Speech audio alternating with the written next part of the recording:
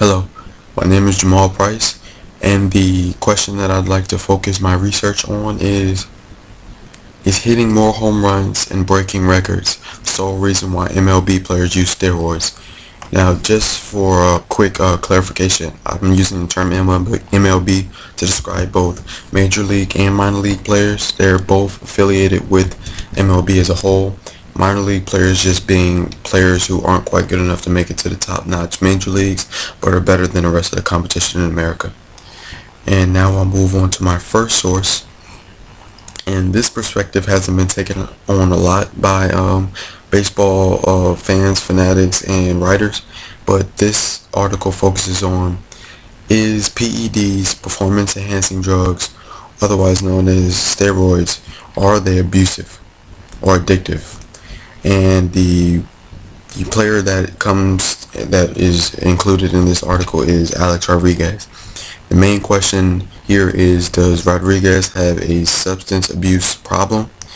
Now, steroids initially don't have the same effect as other addictive drugs such as cocaine, but over an extensive period of use, they can show similar effects on the chemicals in the brain such as dopamine, serotonin, and opioid systems.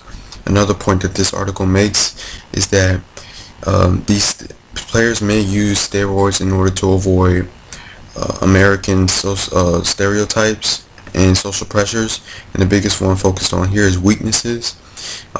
Over a course of time, players may lose their speed and agility and start to lose some of their muscle, so they may take these steroids in order to get back that manly physique of theirs. As for this article, this is basically a conspiracy theory that the MLB chose to turn a blind eye and allows steroid usage to go on in order to get back their ratings and popularity on TV. The razzle dazzle and the excitement of all the home runs cause, as it says here, a renaissance period or resurgence period for Major League Baseball. And also in this article found on page 561, let's scroll down here, it's going to talk about minor league players and their possible reasonings for using the steroids. It says here that the prospect of a professional career is uncertain, and so these minor league players may use the drug in order to become good enough to play at the major league level. So this may give them that extra boost they need to make it to the big times. On to the next source, and this is saying that most steroid users are not young Hall of Famers on the rise, but like I kind of said before this, players just trying to make it to where they have a sustainable job. They are looking for what drugs clearly cannot provide, the kind of boost and production that they need to sustain a solid major league career. And also, it says that despite the rage over steroids, a very small number of players actually get caught using steroids.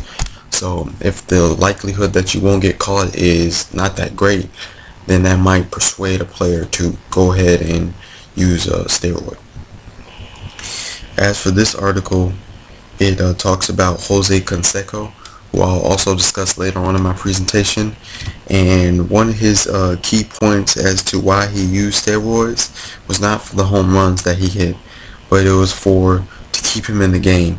It kept him less injury, helped him cut down on trips to the disabled list and recover faster when he was hurt, and it also helped with his strength